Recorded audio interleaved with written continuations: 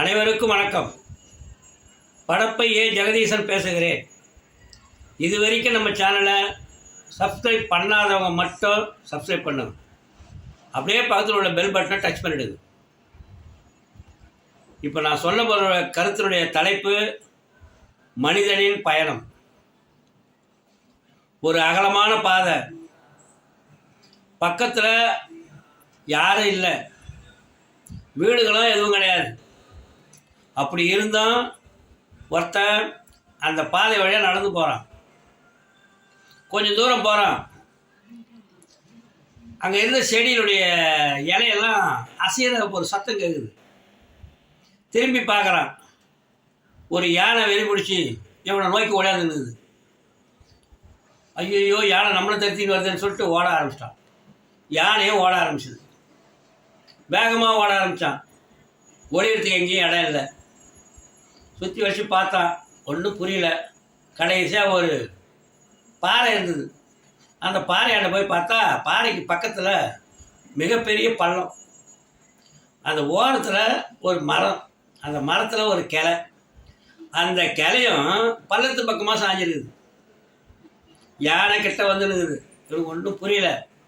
வேறு வழி இல்லை. கிளையை பிடிச்சிட்டு தொங்க ஆரம்பிச்சிட்டான். தொங்கிட்டு பார்க்குறான் பள்ளத்தை. ஒன்றும் புரியல. யானையை பார்க்குறான், வந்துக்கிட்டே இருக்குது. இந்த நிலைமையில் அவனுக்கு ஒன்றும் புரியல. அந்த கிளையும் ஸ்ட்ராங்காக இல்லை, எப்போ உடையலாமோன்னு இருக்குது. இப்படி இருக்கும்போது திடீர்னு காலுக்கு கீழே ஒரு சத்தம். முடிஞ்சு பார்க்குறான். எங்கேயோ இருந்து ஒரு சிங்கம் அங்கே வந்து நிற்கிது. இப்போ அவன் இறங்கவும் முடியாது. ஒன்றும் புரியல. மேலே மரத்துக்கு மேலே வந்து 2 எலி, வெள்ளை எலி ஒன்று, கருப்பு எலி ஒன்று, அந்த கிளைய கடிச்சிட்டு இருக்குது. அது கடிக்கிற வேகத்தை பார்த்தினா கூடிய சீக்கிரம் விழுந்துடுற மாதிரி இருக்குது. இவனுக்கு முடிஞ்சு போச்சு, நம்ம கதைன்னு முடிவு பண்ணிட்டான். இந்த நேரத்தில் தான் தலைக்கு மேலே அந்த கிளையில் இன்னொரு சைடில் ஒரு தேன் கூடு. அதில் சொட்டுன்னு தேன் வந்து கீழே விழுது. இவன் நேராக வாயை திறந்து காமிச்சான். நாக்கில் வந்து விழுது.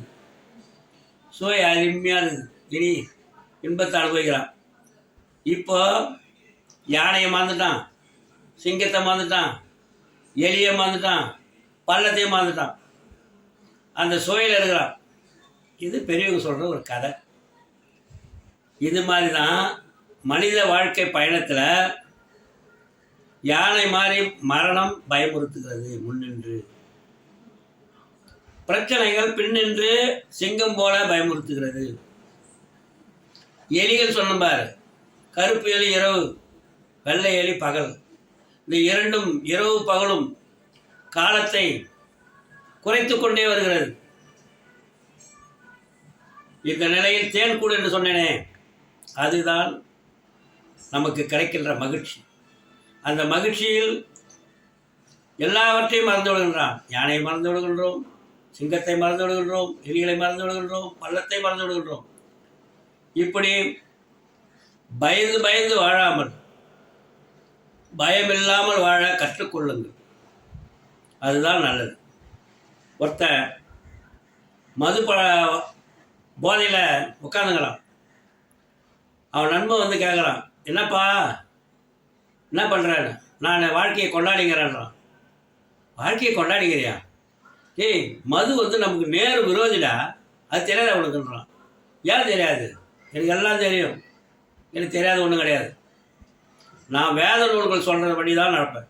என்னடா சொல்லுது வேத நூல்? விரோதியை நேசின்னு சொல்லிச்சு. நன்றி, வணக்கம்.